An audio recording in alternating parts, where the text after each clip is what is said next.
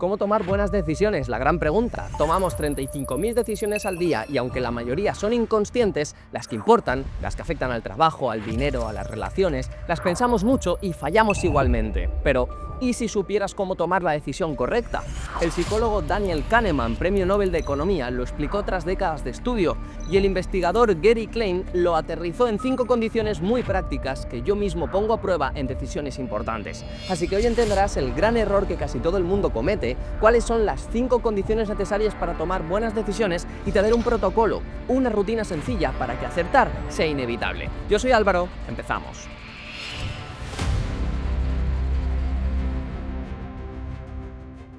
En 1954, un joven psicólogo israelí recibió una misión del ejército que lo cambiaría todo. Él era Daniel Kahneman, autor del bestseller Pensar rápido, pensar lento. Fue tal el punto de inflexión que desencadenó una carrera de éxitos que culminó en 2002 con el Premio Nobel de Economía. Y recuerda, siendo psicólogo. Eso, en sí mismo, es una prueba irónica de su tesis central. El mundo funciona de forma diferente a como pensamos. Básicamente demostró que el ser humano es irracional y por eso se equivoca constantemente. Pero ¿por qué y cómo lo podemos solucionar? Pues retrocedamos a su juventud. Con 20 años, acababa de terminar su licenciatura en psicología y el ejército israelí lo destinó al Departamento de Psicología de las Fuerzas de Defensa de Israel. Su trabajo era diseñar un sistema para evaluar a los reclutas y predecir cuáles servirían bien como oficiales. Kahneman había crecido en París, era un hombre meticuloso, riguroso, formado en los mejores métodos psicológicos de la época. Así que diseñó entrevistas estructuradas, criterios objetivos, protocolos de observación, lo mejor que la ciencia ofrecía en ese momento. Y entonces llegaron los resultados. Kahneman y sus colegas descubrieron que sus predicciones sobre el futuro rendimiento de los candidatos eran prácticamente inútiles. La correlación entre lo que predecían y el rendimiento real era cercano a cero. Hasta ahí, desconcertante, pero la parte más perturbadora vino después. A pesar de recibir feedback continuo de que sus predicciones eran erróneas, la sensación subjetiva de la confianza en cada nueva entrevista no cambiaba. Seguían sintiendo que esta vez sí, esta vez era en la que lo iban a conseguir y claramente íbamos a determinar el futuro rendimiento del candidato. Pero nada cambió. Kahneman llamó a esto la ilusión de validez, y fue su primer gran descubrimiento, que la confianza y la precisión son dos cosas completamente distintas, que puedes sentirte muy seguro de una decisión y estar completamente equivocado, y lo más inquietante, que saberlo no te protege de caer de nuevo en ello. Esa contradicción lo persiguió durante décadas. ¿Por qué el cerebro humano genera confianza desconectada de la realidad? ¿Por qué cometemos los mismos errores una y otra vez? Para responder esas preguntas necesitaba un colaborador. Lo encontró en 1969 en los pasillos de la Universidad Hebrea. Se llamaba Amos Tversky. Y los 27 años de colaboración que siguieron produjeron una de las líneas de investigación más influyentes de la historia de la ciencia. Lo que Kahneman y Tversky documentaron en decenas de experimentos con miles de personas fue algo que a muchos les resulta doloroso de escuchar, pero es cierto. El cerebro humano no es una máquina racional que analiza datos y elige la mejor opción. Es un sistema de atajos que genera respuestas rápidas a partir de patrones, emociones y experiencias previas. Y esos atajos producen errores sistemáticos, son los mismos errores, en las mismas circunstancias, en personas de todo el mundo. Es decir, son errores generalizados. Y estos errores en las tomas de decisión los llamaron sesgos cognitivos. Y son los responsables de la mayoría de las malas decisiones que tomamos. Por ejemplo, el sesgo de anclaje. El primer número que escuchas en una negociación distorsiona todo lo que viene después, aunque ese número sea completamente arbitrario. También existe el sesgo de confirmación. Buscas información que confirma lo que ya crees y descartas la que lo contradice. El exceso de confianza. Casi todo el mundo cree que sus decisiones son mejores que la media, incluyendo también los pilotos, los médicos y los jueces. La aversión a la pérdida. Perder 100 euros duele aproximadamente el doble de lo que alegra ganarlos. Kahneman murió en 2024 a los 90 años. Demostró que el cerebro se rige por dos sistemas. El sistema 1, que es el rápido, el automático e intuitivo, toma la mayoría de las decisiones sin que tú lo sepas. En muchos contextos funciona bien, pero es también el origen de todos los sesgos que te he comentado. Y el sistema 2, el sistema lento, deliberado y racional, puede corregir los sesgos, pero como digo, es lento, consume energía y solamente entra en acción cuando lo activas tú deliberadamente. La clave para predecir mejor no es eliminar el sistema 1 porque es imposible, pero es saber cuándo no fiarte de él. Y eso se puede aprender, y lo cambia todo, porque la toma de decisiones es el resultado de unas condiciones concretas, y esas condiciones se pueden crear deliberadamente. Entonces ya no estamos hablando de suerte ni de talento, estamos hablando de un protocolo. La pregunta no es si puedes tomar buenas decisiones, porque sí que puedes tomarlas, la pregunta es si sabes cómo crear las condiciones para que lo tengas todo a tu favor. Y esas condiciones son 5 y las vamos a ver en este capítulo.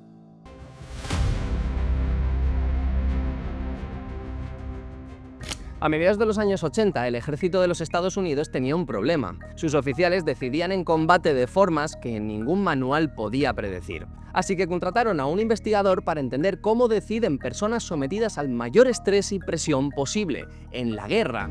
Él era Gary Klein. Estudió entornos donde el tiempo era limitado, las consecuencias irreversibles, la información incompleta y había vidas en juego. Tras cientos de entrevistas y observaciones directas, llegó a un resultado que le sorprendió profundamente. Las mejores decisiones bajo presión no utilizaban más análisis. Todo lo contrario, usaban menos, pero cumplían con ciertas condiciones. Así que desarrolló el modelo de decisión priorizada por reconocimiento. Explicaba que los expertos reconocían un tipo de situación por su experiencia y junto con ciertos criterios generaban mentalmente una respuesta. Si esa respuesta superaba una simulación mental rápida, iban hacia adelante. Si no, buscaban otra opción. Nunca comparaban dos opciones a la vez. Klein documentó el mecanismo, pero si juntas su modelo con lo que otros investigadores han encontrado sobre cómo deciden mejor las personas bajo presión, aparece la experiencia, por supuesto como pilar fundamental, pero hay 5 condiciones concretas que acompañan siempre a esas personas que toman las decisiones. La condición 1, protegen su estado cognitivo. Los jefes de equipo que Klein estudió tomaban sus decisiones más críticas al principio de las emergencias, cuando su cabeza estaba más clara, no al final de un trabajo donde habías trabajado 12 horas, 15, 16. Esto se explica fácilmente. El psicólogo Roy Baumeister documentó que tomar decisiones consume el mismo recurso cognitivo que la fuerza de voluntad, y ese recurso es finito, se acaba. Cuantas más decisiones acumulas en un día, peores son las siguientes. Así que selecciona un momento del día para tus decisiones más importantes. Generalmente suele funcionar bien para casi todo el mundo en las primeras horas del día. Lo que seguro no debes hacer es tomarlas en los huecos que te sobren. Condición número 2. Decide desde patrones, no desde análisis. Los expertos no empezaban desde cero ante cada situación.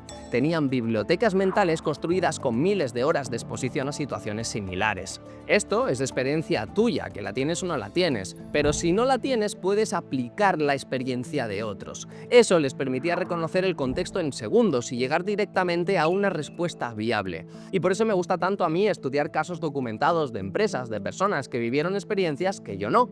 La diferencia entre un novato y un experto no es que el experto analice más, es que el experto ha vivido más, ha prestado atención a lo que ocurrió después de cada decisión. Y eso es exactamente lo que está pasando ahora mismo en uno de los terrenos con más incertidumbre que existe, la carrera por la inteligencia artificial. Solo hay patrones de comportamiento, no hay datos a analizar. Me explico. Retrocedamos a finales de 2022. Una aplicación se hizo viral más rápido que cualquier otra en la historia de Internet. ChatGPT. Maybe you've heard of it. If you haven't, then get ready, because this promises to be the viral sensation that could completely reset how we do things. ChatGPT llegó a 100 millones de usuarios en 2 meses. A Instagram le costó 2 años llegar a esa misma cifra. De la noche a la mañana, millones de personas empezaron a usar IA a diario, y empresas de software como Microsoft quisieron meter esa misma inteligencia artificial en sus programas, corregir textos mientras escribes, transcribir cada una de las reuniones en directo, difuminar el fondo de una videollamada. El problema es que cada una de estas tareas, repetidas millones de veces al día, tiene que viajar hacia un servidor cada vez, y el coste, la lentitud, se volverían insostenibles si esto ocurre. Así que apareció una idea. ¿Y si estas pequeñas tareas se pudieran ejecutar directamente dentro del propio ordenador? Sería más barato, más rápido y más privado. La hipótesis era bastante clara. La incertidumbre era enorme. Nadie tenía datos de un mercado que todavía no existía. Qualcomm, que hasta entonces solamente fabricaba chips para móviles, fue la primera en reconocer ese patrón y apostar fuerte por él. Integró IA directamente en sus chips para ordenadores. Intel, que era el líder del sector, y AMD no se podían quedar atrás, así que respondieron enseguida con sus propias versiones. Ninguno tenía pruebas de que la apuesta iba a salir bien. solamente siguieron el patrón de comportamiento emergente en los usuarios y actuaron antes de que el mercado lo confirmara. Esto generó una serie de decisiones que te contaré en la condición 5, por cierto. La calidad de tus decisiones futuras depende de cuánto aprendes de las pasadas, y cuando no hay información pasada, como es este el caso, solamente queda aprender. Condición 3. Simplifican antes de actuar. No intentan resolver todo a la vez. Antes de decidir, identifican el elemento más crítico de la situación y se centran en él. El resto lo gestionan después o lo delegan. La complejidad es el peor enemigo de las buenas decisiones. No porque la complejidad no exista, sino porque intentar procesarla todo al mismo tiempo te sobrecarga y desactiva tu capacidad de decisión al final. Así que cuando tengas una decisión difícil delante, pregúntate qué es lo único en lo que te puedes quedar y no puedes ignorar. Empieza por ahí. Condición 4. Prueban antes de comprometerse. Describen un proceso que Klein llamó simulación mental. Antes de ejecutar una acción, la proyectaban rápidamente en su cabeza, imaginaban cómo se iba a desarrollar. Si algo fallaba en esa película mental, buscaban otra opción. Entonces, Klein formalizó esto más tarde como el método del pre-mortem, que lo incluiremos en el protocolo de decisión y te lo explicaré de qué trata este método pre-mortem. Y condición 5, su entorno trabajaba a su favor. Los mejores decisores que Klein observó operaban en entornos que reducían el ruido. Tenían protocolos que eliminaban decisiones menores de su cabeza. Tenían herramientas en las que confiaban completamente. No gastaban recursos cognitivos en cosas que se podían automatizar o que se podían incluso eliminar. Y esto no es un detalle menor, es una condición de rendimiento. Cada elemento de fricción en tu entorno consume parte del recurso que necesitas para decidir bien. Y esto, a una escala mucho mayor, es justo lo que les tocó resolver a las empresas en plena carrera de la IA que te contaba antes. Porque la apuesta de Qualcomm, Intel y AMD abrió otra decisión, la que debían tomar los líderes de las empresas grandes, medianas, pequeñas, todas. ¿Querían ser competitivos en este nuevo paradigma o renunciaban a la nueva ola? Pero es que había aún un problema mayor. Muchas empresas, aunque quisieran dar ese salto, no estaban preparadas para ello. Ni siquiera hoy lo están. Varias marcas de tecnología vieron la oportunidad, crearon sus propias líneas y divisiones para acompañar a las empresas en esa transición. Y como te decía antes, que siempre me gusta basarme en casos de éxito, Asus se unió con un enfoque que merece la pena contar. En lugar de limitarse a vender un portátil más potente, simplemente, pues decidieron resolver cómo una empresa entera se podía adaptar a ese cambio. Así que crearon una división específica, en este caso era Asus Business. Estaba pensada para todo lo que una organización necesitaba para dar ese salto. La gama Expertbook con chips de última generación, IA integrada, resistencia buenísima de grado militar, funciones de privacidad y seguridad empresarial, infraestructura en la nube, un montón de cosas. Un entorno completamente diseñado para reinventar la tecnología del presente con la mirada puesta en las decisiones del futuro. Por tanto, tú debes diseñar tu entorno exactamente igual, como si fuera un set de rodaje. Cada cosa debe tener una función. Lo que genera fricción o requiere que decidas sobre ella consume espacio mental que debería estar disponible para lo que realmente importa. Y por eso, sabiendo las condiciones que necesitamos, ahora vamos a crear la rutina perfecta para tomar decisiones importantes sin miedo a fallar.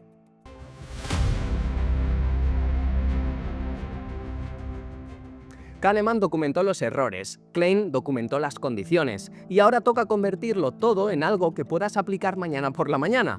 Te doy 5 pasos en el orden en el que tienen sentido para mí. Paso 1. Bloquea tu ventana de decisión. Las decisiones importantes no van en los huecos libres del día, van, si puede ser, al principio, antes de abrir el correo siquiera, antes de revisar el móvil, antes de cualquier urgencia externa que empiece a consumir tu recurso cognitivo. Así que reserva las primeras 2 horas de tu jornada para tomar las decisiones que necesites y el trabajo que más exige de ti.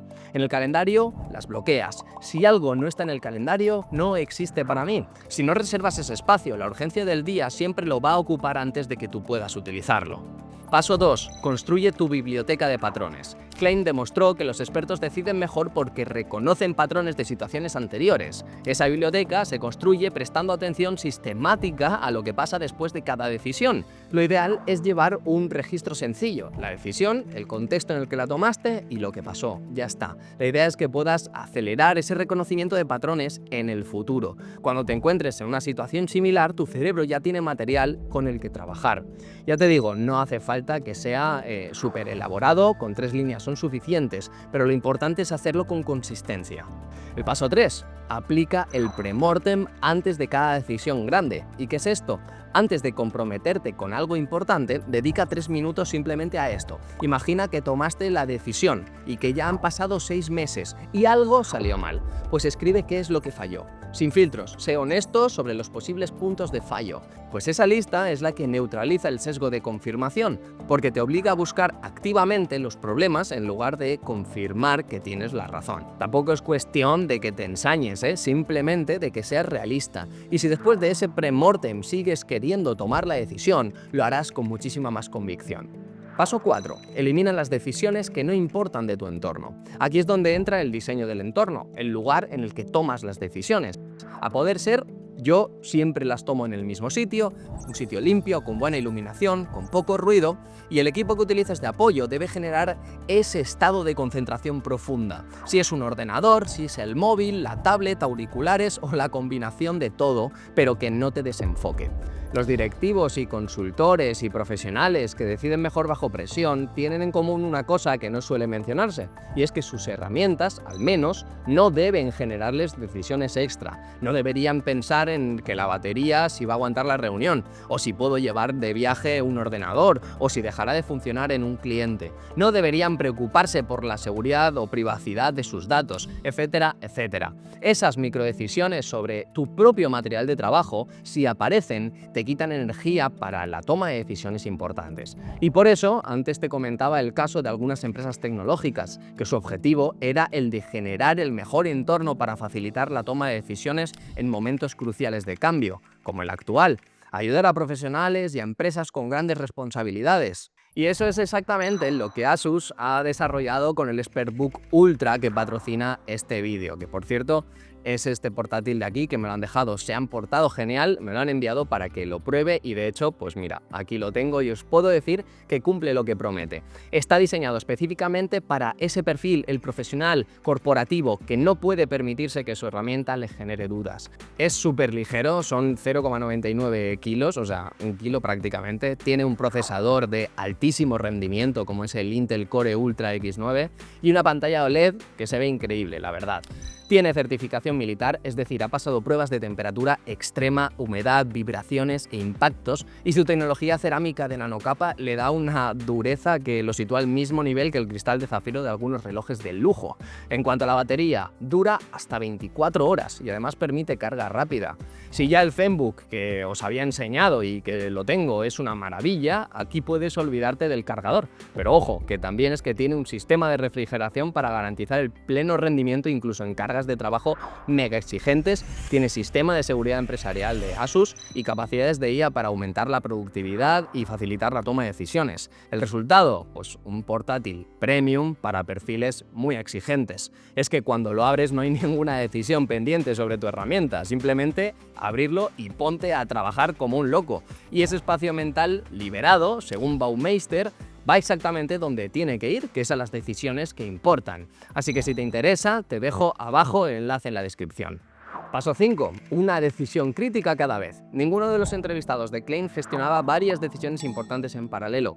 Cerraban una antes de abrir la siguiente. Sabían que la calidad de las decisiones empeora cuando el foco se divide. Así que, fácil. Simplemente, mientras hay una decisión importante sin solución, las demás esperan. Cierra la primera, toma un descanso y empieza con la siguiente. Kahneman pasó décadas documentando que somos peores decisores de los que creemos. Klein o Baumeister y demás científicos pasaron décadas documentando que podemos ser mucho mejores si creamos las condiciones correctas. Y la distancia entre estas dos cosas está en gran parte en cómo estructuras tu día. Por eso, para tener éxito, lo que tienes que hacer es organizarte y simplemente tratar de acertar en tus decisiones más que fallas.